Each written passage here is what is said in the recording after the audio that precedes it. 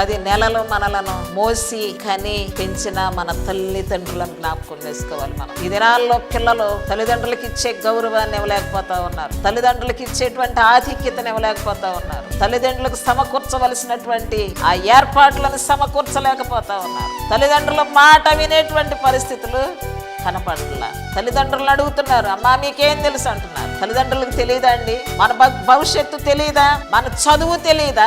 మన ఆరోగ్యం తెలియదా? మన ఆహారం తెలియదా?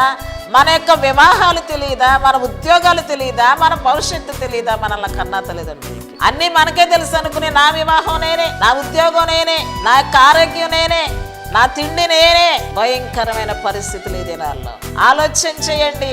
ఎంతో గొప్ప దుస్థితిలో బిడ్డలను మనం చూస్తూ ఉన్నాం ఈ దినాల్లో.